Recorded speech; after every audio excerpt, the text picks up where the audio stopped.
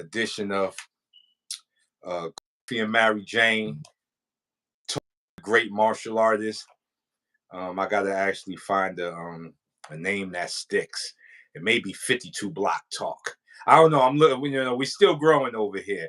But who we have in the building is somebody that I done spoke about on many videos. You may seen him in many videos. You've heard his name. You've seen him sparring with Young Burly. He helped me get Young Burly ready for the Golden Gloves. One of my big tests for Young Burly is at that moment where it's like, if you can survive a round with Ian, then I think you might be ready. You know what I'm saying? And he was hyped. Like he was, because I know how you bring it. And I know what he needed at that time was a confident boost. Like his skill, he needed to overcome something to really make him do well in Golden Gloves. And I was like, I think Ian's a good test, you know what I'm saying? And he felt very good afterwards, and he went on to win, so it worked. But who did I bring in? I brought in Ian, the Dean of Mean, and I brought him in for a lot of my students. And right now, we have him on the podcast, The Talk is Talk, to pick his brain about a couple of different things. And if you have any questions for Ian, the Dean of the Mean, jump in the chat. Let me hear it. So right now, just to give the people a background of who you are and your background, let the people know how you started, what brought you in, and what all the way up to this moment to where you're on the podcast. Well, I would say I started with Japanese jiu-jitsu when I was probably like 7. And then I got into regular boxing out of a gym in the Bronx with this guy named Milton, who ended up being pretty significant. Milton Supreme, who's now training the Paul brothers. Now, from there, I ended up going to Anderson's martial arts, where we got into like Thai boxing, and they had me fight for like the Muay Thai state title in like 99 or 2000 or something. Okay.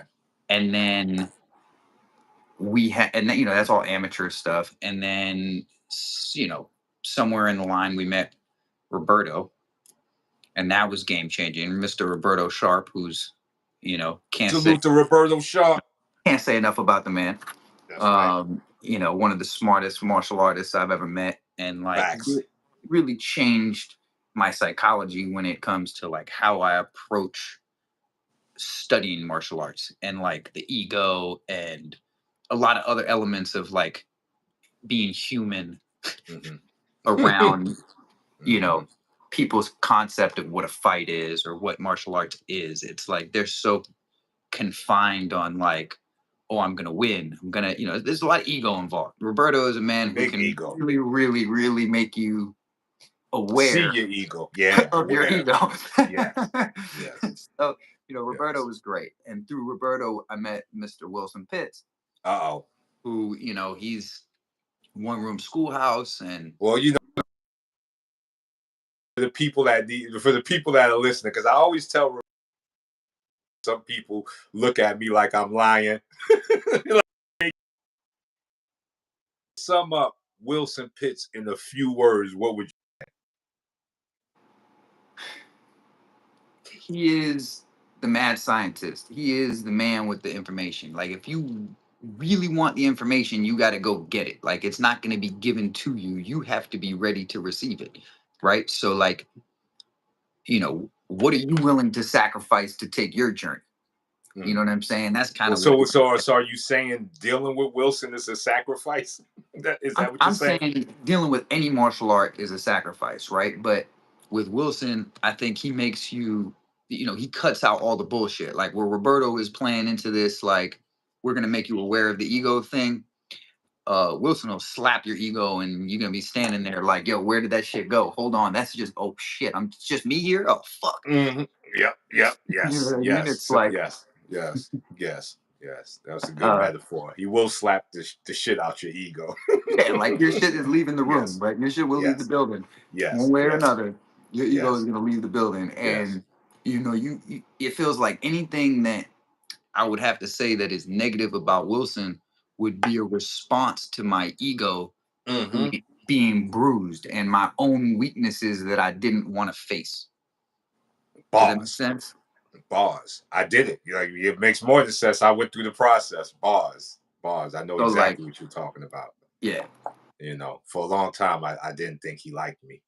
I just thought he was just cruel with it, you know, but come to find out that was my ego in response to his straight masculine energy on everything. And and like they should know where Wilson came from too. You know, Wilson was studying with Georgie Benton in Philly, and he studied under facts. some of the greats. You know, he was Facts.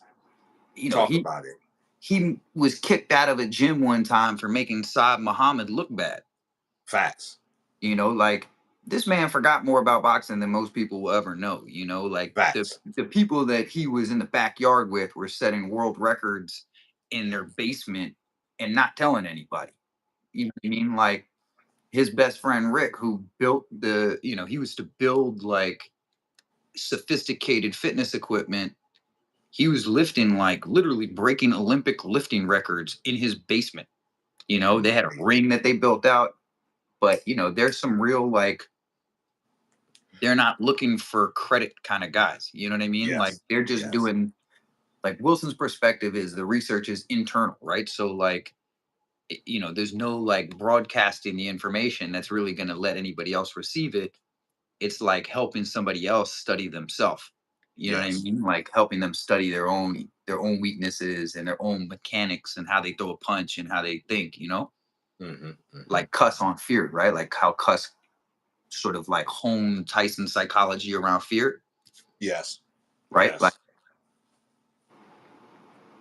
no, I think Cuss and Wilson would have a good conversation. You know, they are the type of fight minds that, because the way they came at it, just hearing some of Tyson's stories about how Cuss would come talk to him right before he went to sleep and leave words in his head before he laid down. That was crazy. That's psychological warfare on a whole nother level. Yeah, or it's definitely psychology. It's like, you know what else it is? It's parenting. You know what I mean? Like, Cuss was like Tyson's father. Facts. You know what I mean? So he built his confidence up. He built him up as a human being. You know what I mean? Facts. Like, Cuss did amazing things for Tyson. So if you think Cuss was still alive, if he went down? Absolutely not. Facts. Absolutely not. Tyson, Cuss died at Tyson's 9th fight.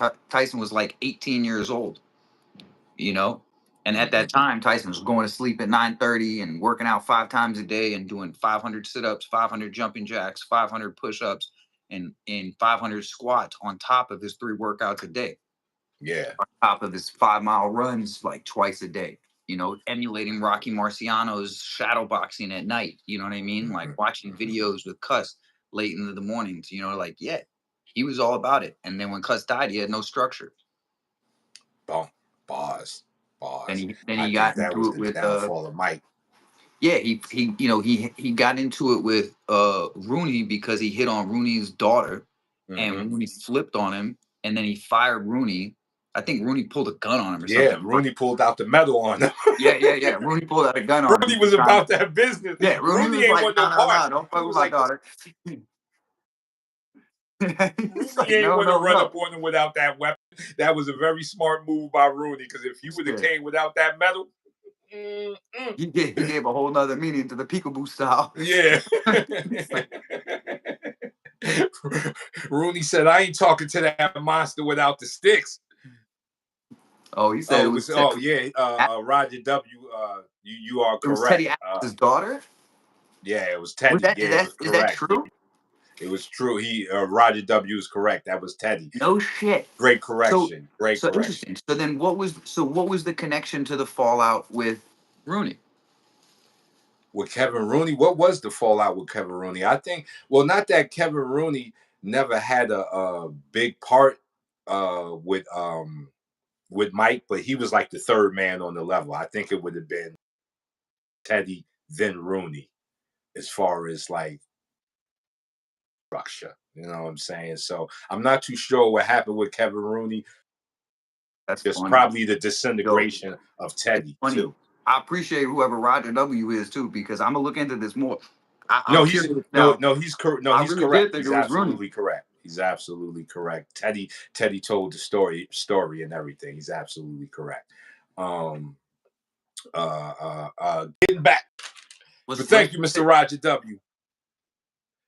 Yeah, that was not a pretty fight.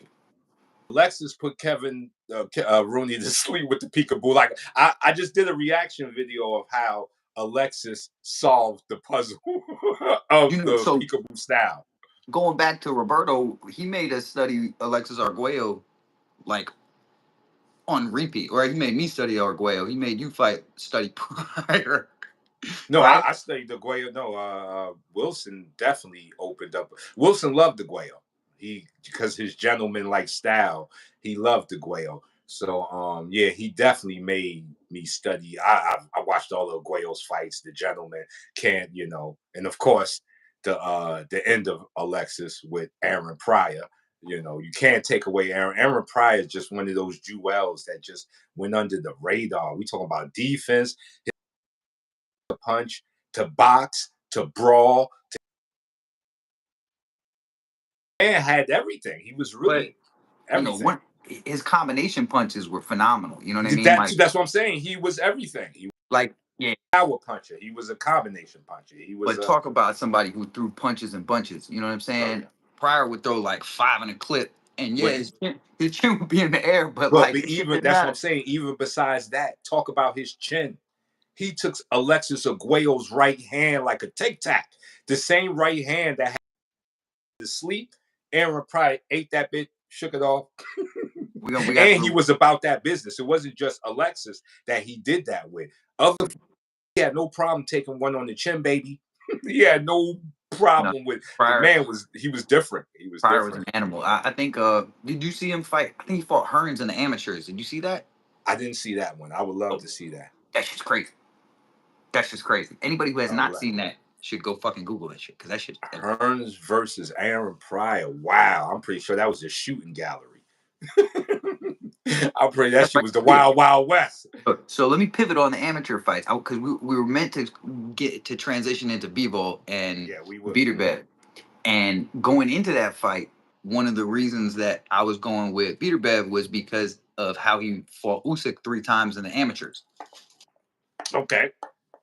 Right. Okay. So you were trying to say, you're trying to say that he already had an understanding of a mover and a shaker. I was trying to say that he was trading with dudes that were much bigger. Mm-hmm. And he dropped Usyk. Mm-hmm. And the only other person that had ever dropped Usyk was Dubois, right? Who just knocked out Anthony Joshua. Mm-hmm. So we know he's got insane power, because we know what Joshua is capable of. Yeah, exactly. Beterbiev was, he's really a more natural, heavier guy, right? So the comparison was like, oh, well, Bivol beat Canelo. And it's like, well, Canelo is naturally a much lighter guy. Canelo is a monster, but Canelo was not capable of the output of Beterbiev at that weight. Mm-hmm. Mm-hmm. After, especially moving up that quickly with all that extra, little blubber and stuff. His feet were heavy. His feet were heavy. But that was why we gave the pick for Beterbiev. And mind you, we picked the decision. Nobody fucking picked the decision. You know what I'm saying? I fucking got my DraftKings receipt on my motherfucking Beterbiev decision. You know what I'm saying? Like, yeah, I put my money where my mouth was early, because we that's what we saw coming. But only because Bevol's a champ. You know what I'm saying? Bevol's a killer. And they were fighting in Riyadh. So we had talked about this before the fight. You remember I was like, fighting in Riyadh, the chances of them giving the decision to the Islamic fighter are higher. You know what I'm saying? It's like, not to say that boxing is corrupt, but it is. But it's ran by people. Big money influences big favoritism money. Is real. Favoritism is real. And it's interesting because what's his name? Turk al Sheikh. I don't even know how to say his name, but you know I know what you're talking about.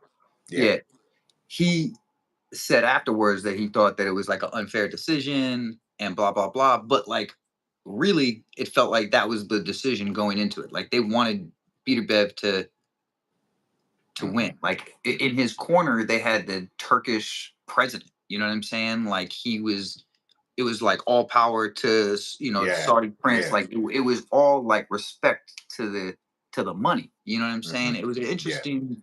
It was an interesting decision. You know what I'm saying? No, I go totally with that. I have Bivol. I went back, of course. No, I do not have B-ball. I do not have B-ball. I have it draw. Well, I have it draw. I had Bivol winning. I went back. I looked at it. You know, I looked at it. Because I was on the phone with you. I go back and look at it, and I got Bivol. The only thing I would tighten to win is if he wouldn't have gassed out in the 11th and 12th. Like if he would have been able to step on the gas, he's going to kick himself in the ass at that, allowed that decision to go that way. If he would have stepped on the gas in that 11th and 12th, he would have sealed it. But what I do believe also in the rematch, I don't see him winning because I do believe in the factor of the winner. He has that, he carries that confidence. And that's interesting because I would have said the opposite. What, you think Bivol wins in the rematch? Yeah. Nah, I don't think he wins in the rematch. You know what I'm saying? Because this, what he has to change, I don't know if he can change because he gassed out, but he also gassed out from the pressure of Arthur. Like he has a supreme pressure that will work on your stamina.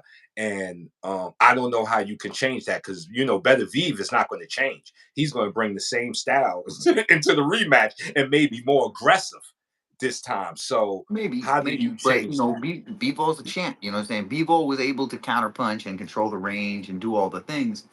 I feel like, all right. I feel like if Bivol can shorten his punches a little bit, that would answer a lot of problems. One, right? That's from Wilson, right?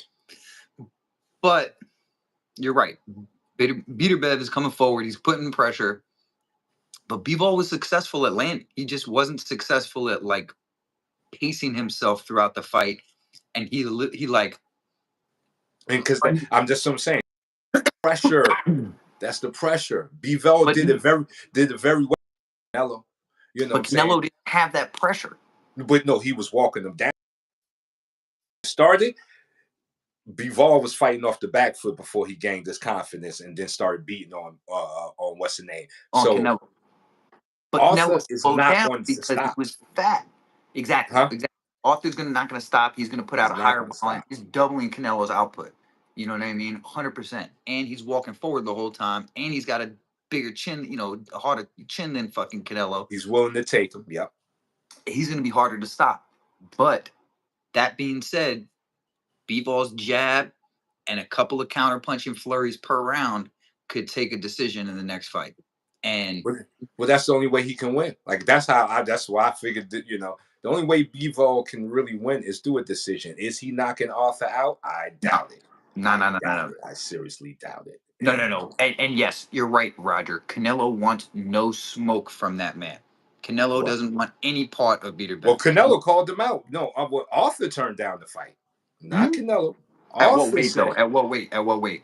I'm not too sure. Arthur said he's not interested in Canelo. Canelo said he is interested. So that's not true. I think Canelo sees an opening with Arthur Beterbiev. He sees something he could have did with Bivol that he couldn't do. He can do with Arthur, which is Arthur doesn't move that much, and he has no defense. So Canelo wants Arthur. He wants the rematch too, for sure. But Canelo will take Arthur. Arthur is smart enough. Did you hear what Arthur said? He said he wants Benavidez. Arthur is the what? If he can't get the rematch with Bivol, he wants Benavidez. They ain't playing no games. He ain't trying to play with Canelo on them lower weights. He wants the big boys in his weight class right now. You know what I'm saying? Arthur is about that. I like that about him. He gained the fan by his next move. You know what I'm saying? He's saying if he can get the rematch with Bivol, and so and he's willing to give Bivol the rematch. So respect to Arthur. You know what I'm saying? I actually had a lot of respect for Bivol in his loss too. You know what I'm saying? No, Bivol's did, yeah. The way that he took it though, you know what I'm saying? Like he's never lost before, so like the way that he took the loss, it was like so humble. You know what I'm saying? He was like, he didn't talk no shit. He didn't bring Beterbiev down at all. He didn't like question the decision. He was like, you know, yeah. He was like, he was the better man tonight. I'm gonna be back. Yeah. Well, I can expect that from Bivol. Bivol ain't. That's why I mess with Bivol. Bivol ain't on that nonsense. The only nonsense with Bivol is his wife. He needed, I hope that's his ex-wife by now because she went crazy. And that was uncalled for. But other than that, Bivol handled it like a champion, and I'm pretty sure he's gonna come back and fight harder. Like I said, I just don't see what he can do in the time given because this is we may be seeing this in the next couple of months if it does go down, like, or make better to handle Beterbiev in the rematch. I don't know. Well, if you look at it, you yourself are saying that he won the decision. You know what I'm saying? Yeah. So like, if we're saying that you guys think that he won the decision, then in the rematch he doesn't really need to do that much different. He just needs to not get bossed around in some of those middle rounds. Well, he doesn't need to gas out. If he can change the stamina, but the stamina is equivalent to the pressure under you. So how, like, if you ain't got Beterbiev to work with in camp, you can't really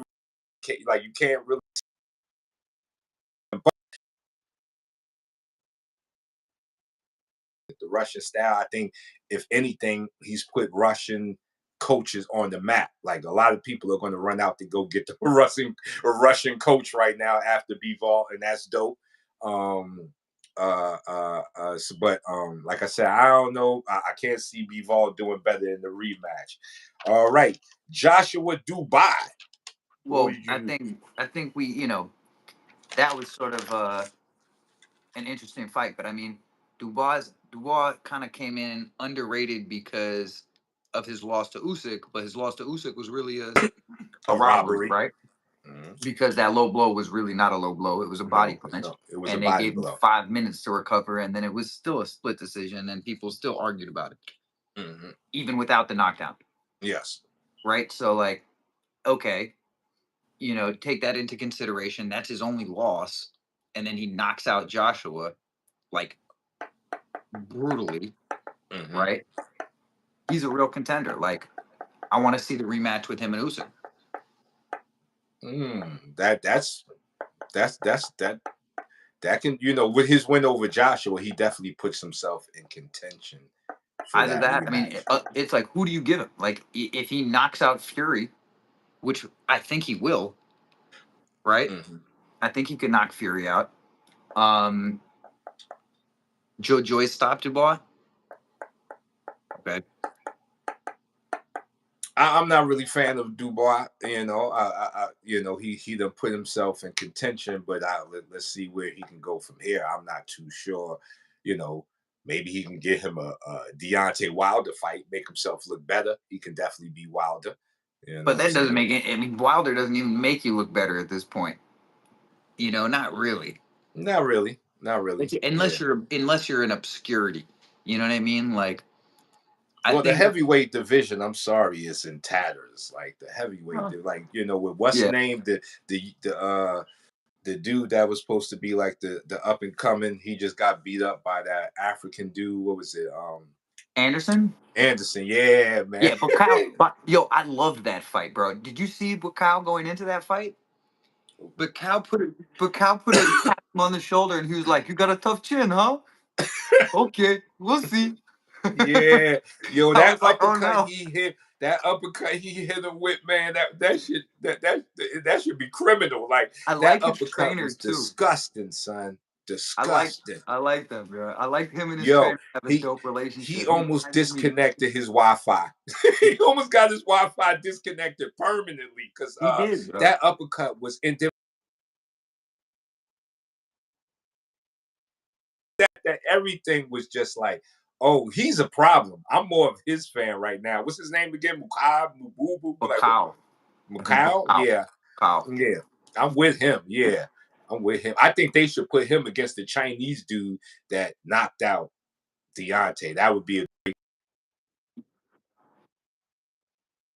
great or start, because that would be a good Some fight. of those guys have fought before. I got to look up BoxRec, but I feel like if you go back, like some of these dudes have beat the Chinese dude a couple of times. Who's Zhang? I don't know if Mukai beat Zhang, but Zhang is a big boy. Like some of these guys have fought before. Like it could have been Dubois who fought Zhang, but these guys have fought. Mm-hmm. Wilder may get a title shot. Hey, you know what I'm saying? I think Wilder, to me, should have been retired. He is a Cinderella story. Anybody that knows a Cinderella story knows that he is one. And sometimes you got to leave before it gets crazy. But it doesn't seem like he's going to do that. It looks like he's going to mess it up. Look, I mean, it's hard to turn down millions of dollars, especially when your alternative is like doing reality television for $10,000 that, I don't know. It's a hard transition. No, you know what I'm saying? I have those problems, so I can't really speak on it too much. So I'm pretty sure hard. I'm just saying to become sport that you had no idea you was going to even be in. You to get an operation for your daughter. Not only did you get became the heavyweight champ, defended the belt. It doesn't he has the most defenses of the belt right now? Like, isn't it still Wilder that has most defenses of the belt? He had like a 98% chance of knocking you out. Never seen before in boxing. You got to know when to close the show because this was a gift. He had a good career. He should go into freaking like what was it? The Expendables. Yeah, exactly. He watch. He could do it. Like, he could do it. He got the energy. He got the attitude. He got the energy, the face. He could definitely. He could be like a bad guy in action movies, and facts. He could be totally be a bad guy in action movies. Facts. So like, there's a career. There's definitely a career of him somewhere. Other than he's definitely not going to be. If he keeps getting knocked up, if you keep getting knocked out, you just mess up the Cinderella story. Like if you keep getting beat up, like even James Braddock, the man that the Cinderella story was about, he got out and opened up clubs and bars. Like, you got to know when to get the hell out of there. You know what I'm saying? You got to know when to pack it up. It was a gift. You got it. Now move on. So I think he should definitely leave, but it don't look like he's going to do that because he already said he's coming back. So I guess we can expect him to jump back in there. Fury would definitely be good in movies. Fury too. Fury could do comedy. See what Fury could do something Wilder with comedy, and it'd probably be good. With good writers. Wilder's got to be like the bad guy with the face mask. Something. You know what I'm saying? Like he's not saying much in the movie. You know what I'm saying? Like I don't know if the actors. That's probably it's interesting to see like the intellectual boxers and who becomes commentators, right? Like the people who are like, oh, I'm still thinking about this. Right, versus the people that were like, I never really thought about this. I just fought. Yeah, you know what I mean? Like, no, you can see them. You can see them almost immediately. Like Terrence Crawford, he would make an ill commentator afterwards, even though he a lot. He knows fighting. Yeah, the energy about what he loves. It's like an Andre Ward in a way, right? Like Andre Ward is pretty good. I think he could be better than Andre Ward because sometimes people can lean. I think Terrence would give you more fit assessment just because of his makeup, of no bullshit, no nonsense. I think his breakdowns would be like, even if he liked you, he'd cut it down the line if you were looking bad. So I think Terrence would be a hell of a commentator after Paulie Malignaggi. He was another one that you could kind of see that, besides him saying crazy stuff, he's very good. He knows boxing. He knows fighting. And his breakdowns are good. You know who was always good was Foreman. Foreman. Yeah, I could see Foreman. Yeah, Foreman definitely.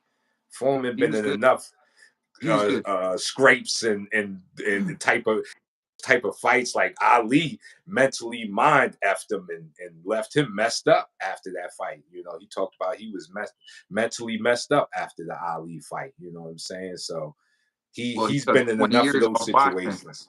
Yeah, Huh? he had to take 20 years off boxing and Yeah. found God and stuff. He's been in enough of those situations that he could definitely give a good, fair assessment of what's going on in the fight, you know. But yeah, we'll see what Dubai fights is Jones and what's this? Say his name, Stipe. Stipe. Okay, Yeah. so now I watch MMA, but I'm not a heavy MMA fan. I know the favorites. This So is what you funny. see in that fight? To me, this is similar to like Mayweather versus Pacquiao when they're both Okay. 50. Okay. You know what I mean? It's like both of these guys are getting old. Like, is John Jones the GOAT? Like, maybe, probably, but he hasn't really had a lot of fights. You know what I mean? Like, he's fought like 10 times in the last 12 years or something like that. Okay. And like some of those fights, especially the more recent fights, have been tough. You know what I'm saying? Like, look, he fought Cecil, what is it, Gain? That was an easy fight, but he just took him down and subbed him. Like, but what fights has he had against anybody who was really contentious, right? It was like these are all handpicked little guys. You know what I'm saying? They're like, Yeah. he's old. The last time he really fought was like Cormier. You know what I mean? Like, you know, like those are the real guys, or like the everything after that, I feel like was really tough wins for him. You know, even Cormier was really tough. Like you didn't see him dominate. Like he wins, he gets Yeah. it done, but he's not taking Struggling. hard fights anymore. He hasn't been taking the hard fights in 5 or 7 years. And Stipe has been retired, so it's like he's Oh, so fighting this guys. guy's coming out of retirement to fight? Yeah, it's like Stipe is like one of the all-time great heavyweight champions. So it's like Okay. in order for him to beat the great name, it's like sacrificing a big name to Jones to make So pretty much Jones. Stipe is going to lose then. So he's being fed to Jones. Like I would love to look at the odds on it, but I would put like, I would bet like 1,000 to 1 that fucking Jones wins. You know what I'm saying? Okay. Like, it's in the tea leaves. You know what I'm saying? Yeah, yeah, yeah. So Like, so pretty much they're throwing them a gift here. Like is John Jones going to stick around even if he took this fight? You know, he has this it's fight like with he wants to Jones. take this fight and then retire, basically. So it's like he's Okay, fighting somebody so who's it's a not gift. really. Yeah, it's a gift. It's like oh, we're gonna give you the big name and then you can retire. But really, he hasn't fought anybody decent in like 7 years.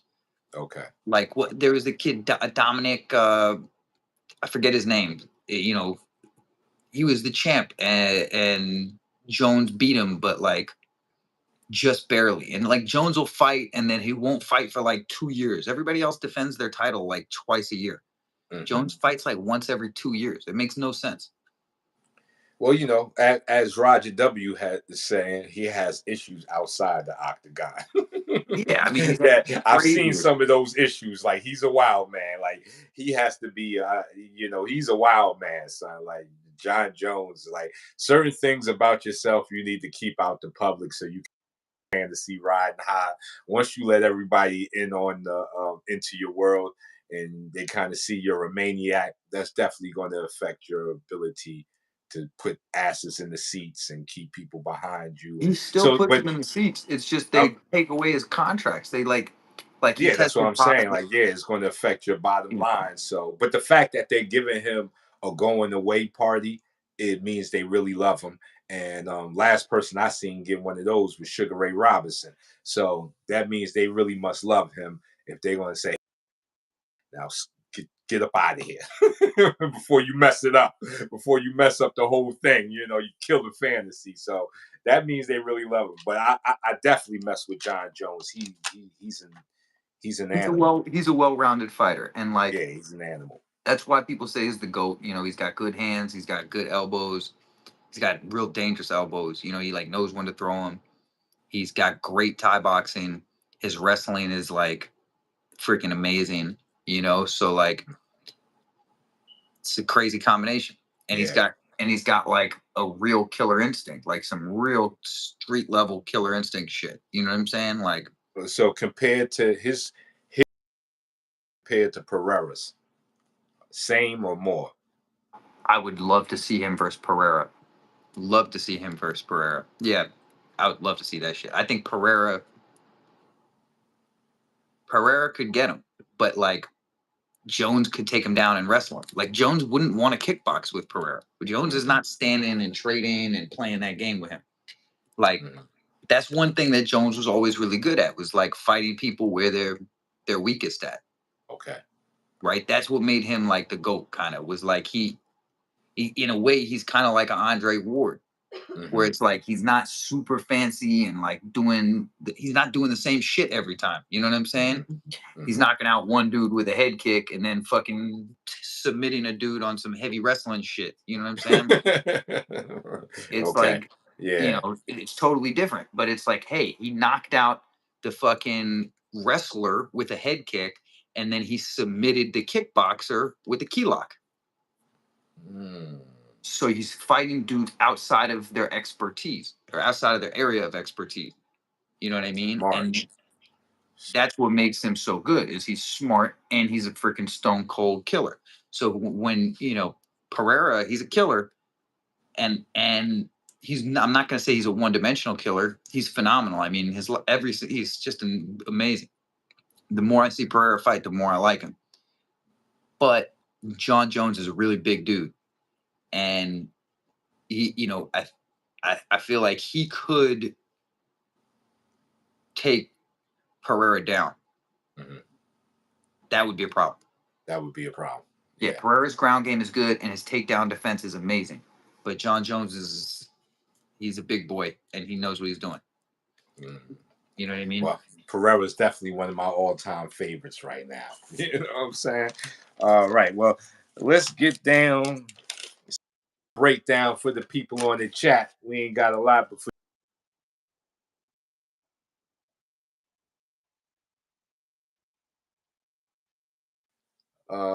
how do you go about teaching proper punching? And like, what are some of the things that you focus on when teaching somebody? And we talking bare knuckles for the people, not just for gloves.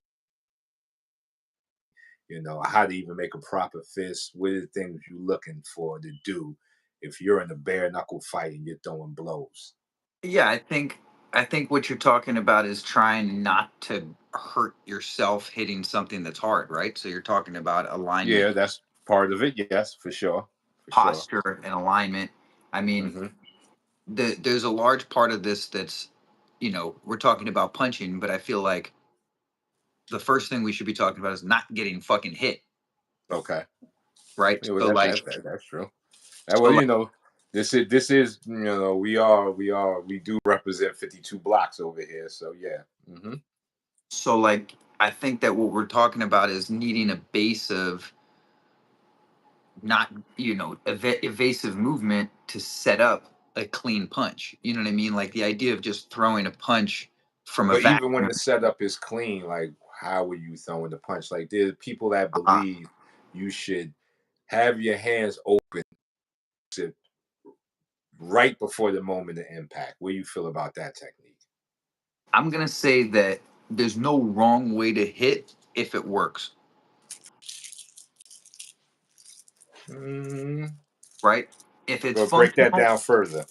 So like, you know, if you're a big dude, you can knock somebody out even if you do something wrong, right? But you Hmm. know, the the more that you're at a disadvantage, the more that you're going to need to use things like structural alignment and economy of motion to take on a bigger, stronger person. Hmm. So, like, if you're going to hit somebody and the impact is going to go through them, you know, that has to sort of have that intention, right? Like, you're going to penetrate an object at a perpendicular angle with your elbow, essentially, right? Hmm. So like I Okay. think you're trying to teach somebody how to feel what hitting something means. Like they're just unfamiliar with an impact, right? They're like, how do you hit somebody bare knuckle? Like, these people have never been in a fight before. So how do you even explain to them when to hit somebody, right? It's like they're throwing a punch. What is their target? Are they aiming at the spine? You know what I mean? Are you aiming at the chin? Yeah. Are you trying to punch through the target? Like, you know, and for every argument you make in one direction, we could kind of make the counter, right? Like, I could punch through something or I could punch and snap off of it. So is the whip better than the baseball bat? Sometimes. Mm-hmm. You know, I think, you know, you're talking about how to teach somebody who, like, how to punch is like, it's almost like weight transfer. You have to start at the real basics. I think you regress everything and try to make sure that everything is moving in one direction. You know, you're trying to move mass in a specific direction and have that land on a singular point. And like, that sounds really simple, but like, that's kind of complicated when you have things that are moving and you have all these other variables. So like, the idea of like transferring your weight from one leg to the other and having the rest of your body aligned to sort of reflect that, that's how you hit. You know, it's like the same way that you would try to push. I think pushing is a good way to slow down the concept of a hit. So you're Right? saying that punching starts in the ground? Yeah, absolutely. Correct. Yeah. 100%. Yeah, I think that's by far the best way to teach is not from the shoulder to the fist, but from the foot to the fist. Yeah. And you know what I'm saying? I see a lot of people who teach punching shoulder to fist. And their punch they look like uppercuts, but Yeah, exactly. they lack, you know, the foundation. And you know what I'm saying? Of like, you know, what Wilson would talk about. Um, very good, very good. Okay, fight stance. How do you train people in fight stance? Like, what's your method of? Because I've seen that a lot of people don't really focus on their fight stance as hard as they should. Working with Wilson, the time that I did, he focused on fight stance pretty well. Like, you know, even the thing he made up, which was like fast feet with the stick in the middle, so that way you couldn't close your legs either, because you know you get a lot of people who spread their legs, you get a lot of people who stand too thin. And I remember him telling me that was like fighting on the tightrope. Like you're like fighting on the tightrope. Like you need a better base. So how do you train? I think that you're trying to get them to keep their feet under their upper body, Okay. right? So you're trying, which is, you hear Vander Holyfield talk about that when he was talking about training amateurs as well, where it's like keeping the torso above the feet, which basically means figuring out how to get one leg loaded while pointing the direction you want to go. Right. So like one point we were talking about the back leg being your escape. Right. So I think that you're trying to simplify things into like going to the opponent and going away from the opponent. Yes. And I think that that metaphor works really well because when people are under pressure, they can't really think about too much other than going forward or going away. Yeah. You know, That's right. and that, you know, that kind of transitions into um, offense and defense, right? Because you're Hold on. saying, hey, Salute to the animal. He said he blazing one in New Zealand with the brothers. I Yeah, love that. salute. Go ahead. Break down. Go ahead. Continue. No, so where were we? We were saying that, Fight stance. yeah, You were I saying. think we were just saying on weight transfer. I think, I mean, I'm gonna say that the spine and being offline is really important as well. You know, in terms of making sure that if you're loaded on one leg, the other leg is an empty target, right? Yeah. Or at least you're aware of where your head is. I think we were talking Yes. about Vander Holyfield keeping, you know, talking about keeping the upper body above the feet, right? So I think when we're talking about training stance, you're talking about can you move forward, left, right, back, rotate, make a shot miss and still have your head and body above your feet, right? Mhm. For most people, like they can move their head, they can make a shot miss, but their head and their torso is disconnected from their pelvis. So they're no longer balanced, right? Mhm. So Correct. stance isn't just about your feet, but it's about how your head and chest sit in your feet. Deep. Real talk. That's my 2 cents. Real talk. That's a big 2 cents there. That 2 cents feeling like 98 cents. That's what it is. You feel like the whole dollar there. You feel like you gave away the whole dollar. Okay. Yeah. All right. Now, what's your belief on the age-old conversation about defense and offense? Which one bears the burden of more importance, defense or offense? Well, if a man has perfect defense, I think that he's safe. I'm gonna go with defense over offense in the sense that most people are striving to survive, not to kill people, right? Mm. So Deep. Say that one again. You said most people are what? most people are looking to survive and Mm-hmm. not to kill people. Bars. So if your focus is on the offense, then your focus becomes on hurting people.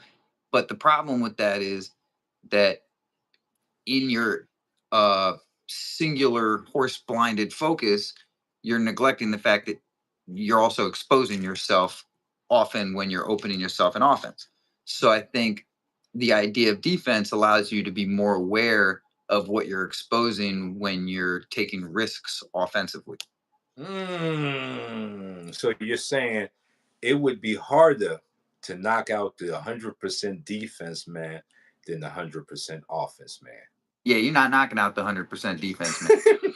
You ain't You're getting them not. out of there. You You ain't getting you you you might win a questionable decision. questionable. You're gonna get caught with some shit you didn't want to get caught with, Mm-hmm, and mm-hmm, mm-hmm, they're mm-hmm. gonna be like, "Oh, like I gave him round 7 and 5," and it's gonna be an argument. You know? Facts. Facts. Well, the funny thing is I've met people who chose offense over defense, and I believe that's a clear tell of where you're at with it, meaning uh your focus of destroying the other man, you really don't love yourself, because defense is really loving yourself. Yeah, Pretty, but look, if you shake it all the way down, defense is loving yourself, like offense is not. when you break down the people that people think are offensive, fighters, right? Like Mhm. the people who are like, "Oh, this dude is like," I mean, I'm gonna clear Deontay Wilder out of this conversation, but Okay. like if we're talking about somebody like Julio Cesar Chavez, where they're like coming forward, putting their head on your chest, like there's still an incredible amount of defense in there. Yes. You know what I mean? So Yes. you know, Yes. you have defense through forward pressure. It's not I think that you have these forward pressure offensive styles that are built on defense. You Hmm. can't walk forward through machine gun fire without defense. Facts. You know what I mean? Like there are no Mike Tysons without defense. Facts. Tyson was making half that shit miss until he wasn't. Yeah. Yeah. You Yeah. know what I mean? Facts. But anybody coming forward and doing damage has defense Hmm. for the most part. Otherwise, somebody's going to stop them from coming forward at some point. At some point, they're going to get stopped. And Yeah. that's usually what happened to the most aggressive of offensive fighters. It always goes the same way. It always, they win till they don't win. But the defensive fighter, he can do the Mayweathers, leave undefeated almost to some point. So like I said, I kind of asked that question to a lot of martial artists to see where their discipline really lies, because if you are truly thinking about fighting, there's no way you're not thinking about defense, because like you just said, how do you walk through machine gun fire and get to them without it? You know what I'm saying? So you're really not trying to get to them if you're not going to learn defense. Like, you're just talking about it. But if you're really trying to get to somebody and you want to get them up out of there, you're going to need a certain level of defense to weather the storm until you can make the actual hit. Well, So that's going back to like you were saying, how do you punch? And I was saying, well, you can't really just punch from a vacuum. You know what I'm saying? Like you can't, if you're just throwing the punch, that's feeding the counter puncher exactly what they want. mm-hmm. Well, Right. you also have to remember these are all trick questions too.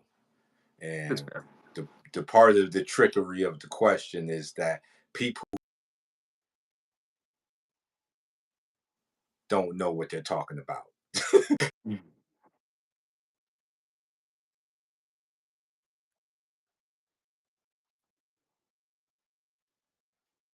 Because I think subconsciously you've seen the trap, but your mind, your Yeah, smarter I'm fight like, mind said, hold on. I'm like, this isn't a clear question. This is, I'm like, I was like, where do we punch? We got to make a miss. Well, and see that to me, that's the only fairest way, to get through martial art bias is to ask a trick question that gets to the logic of what you're thinking about.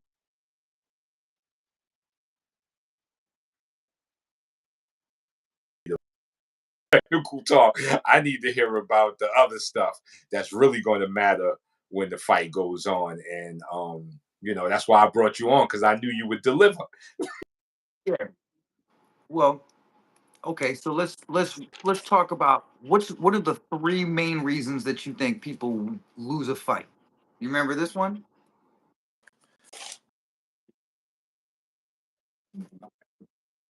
So the You number say. one reason that somebody is going to lose a fight is the lack of killer instinct. Mm-hmm. Right? Yeah. They don't want to hurt you. Doesn't matter how fucking good they are. If they don't want to hurt you and you want to hurt them, they're Mm-hmm. going to have a hard time. Right? Yep. Second is cardio. Agreed. Third is technique. So like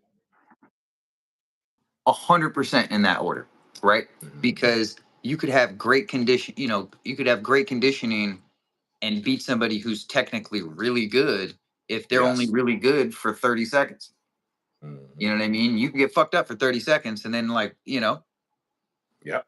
Yep. so cardio wins fights, but you have to be willing to fight. Yep. Right. So the number one Yep. thing is like you got to be able, you got to stand there, to got to step into the fucking ring, right? You got to step up Mm-hmm. to the plate, and that's a sort of continued thing throughout the fight, like where you see the two guys sort of like engage, and then you see one person kind of get discouraged and then go defensive. That becomes like almost like a lack of killer instinct. You know what Yes. I'm saying?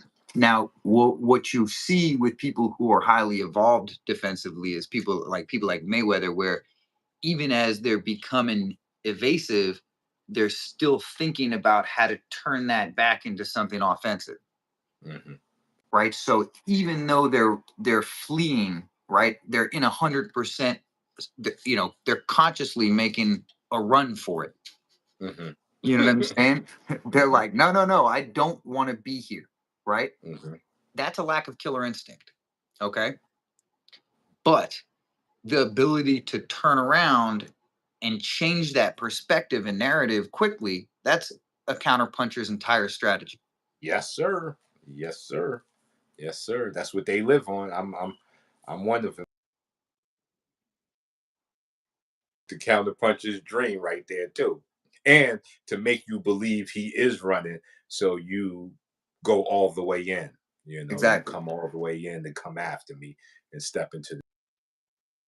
This is very true. I think, to me, Mayweather was not only one of the greatest defensive fighters. Look at someone.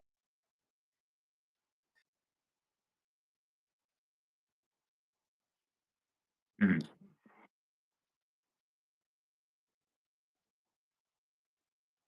He threw a punch, he can go right into his. Well, they would always, that's what all of the sensitivity drills and their training look like, right? where he's doing what looks like pity patter drills, and then you know the shot back he's reacting to. So it's like it's like tap tap tap tap tap, and it's like people kind of try to emulate that and choreograph it. But I think the whole point is that he's doing it in a way that's not fucking choreographed. Exactly. Right? It's like they're throwing shots, and he kind of has like trained reactions, and they're making him go through different sequences, but he's doing it off of light punching. So it's like exactly that. He's able to hit while looking for the opportunity to pull counter. Yes. Yes. Does that make sense? No, very true. Very true. Like I think, like you said, a lot of people have choreographed his pad work, him and Raja. Yeah.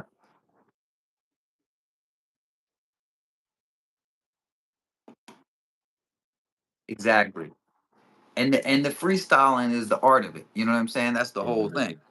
Yeah, of building straight good responses. Like Right. you got to Because freestyle at some point. choreography is just the beginning of teaching, but then you have to make it a reactionary drill, right? You can't just have somebody throw the jab in one cadence, in one like method at one range. You know what I'm saying? Like becomes one dimensional.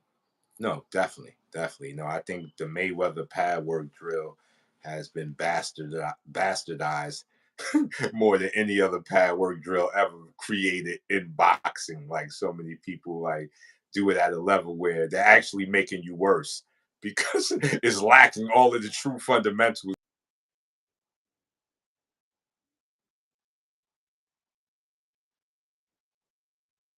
Yeah, he's working on flicking his wrist.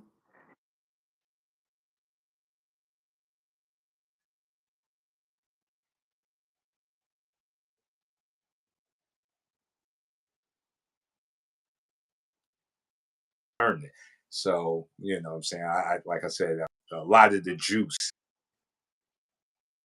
because it looks so good. It's so aesthetic to the eye. Like it probably got to be something like Raja has to be. He has to go down as one of the greatest pad holders in history. Like I've never seen like what we seen with Raja and Mayweather.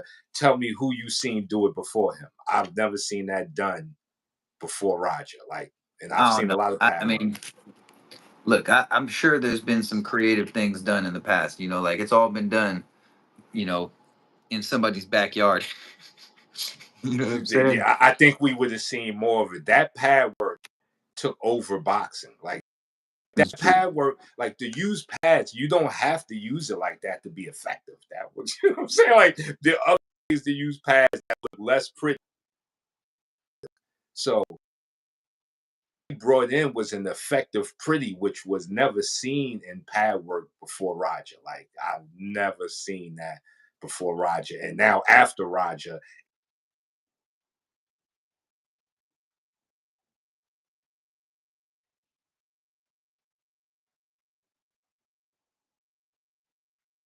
everybody. But he is for a fat guy, his hands are super fast.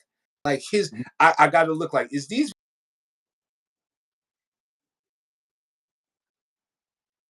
he's probably the best one I've seen do it besides Raja is that fat dude. I don't know. He definitely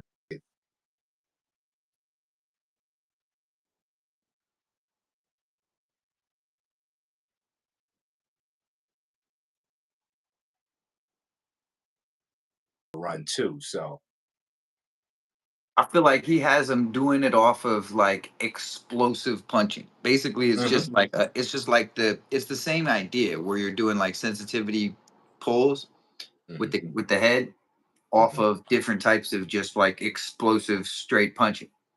no, like I said, I like the stamina hit of it, but a lot of it is lost the juice that Roger was actually trying to convey to Mayweather.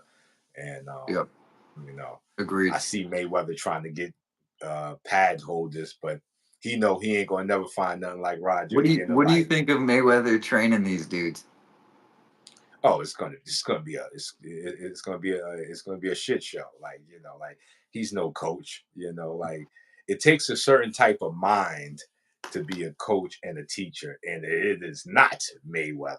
Like, now, let me ask you this: what do you think about Canelo training Teofimo? I think Teofimo is such a boo-boo the brain, like he won't really get nothing out of it. He's too boo-booish. He, no disrespect to the young warrior, but Canelo gonna get mad at him. Like Canelo is for a serious fighter, like I mean, somebody Canelo's who's not really like trying to learn. he's Go not Canelo, like, cornering him. He's just huh? helping him with. Canelo wasn't cornering him. He was just helping him with like Well, I his. think Canelo likes him because he runs around with Canelo nut sacks on his shoulders in his book bag all the time. Like he loves Canelo. So I think Canelo gives it. That would be dope.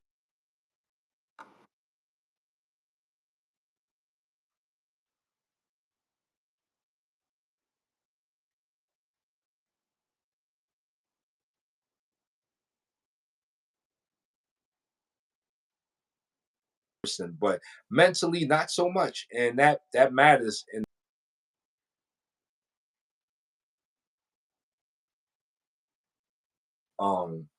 I don't believe it's going to really help because his mind is not there. Um, yeah, everybody was jumping on the Mayweather training bandwagon for sure, for sure. And now look at it. Mayweather's off doing his gentleman's club. You know what I'm saying? Look, Mayweather has always been about Mayweather. Yeah, exactly. And that's why he'll never be a good teacher. And that Right. exact thing will take, Yeah. you know what I'm saying? He's But not. He's and it's not sad throwing in. because he has the He's not throwing information. in the towel for anybody ever. He would never. He would let you die. He would let you Promoting, die before he threw in the towel a oh yeah. thousand times.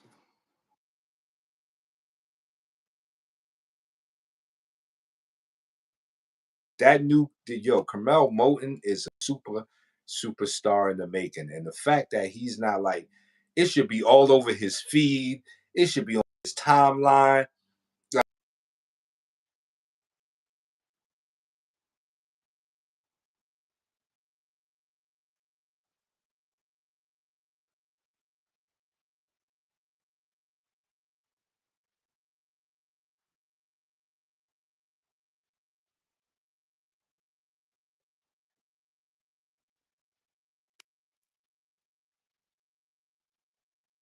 His promoters ever seen in boxing because of who he is. Almost every young fighter wanted to be Mayweather. So if he wouldn't have been the fool, come on, like he totally missed. He's an ultra millionaire. So who am I to really say?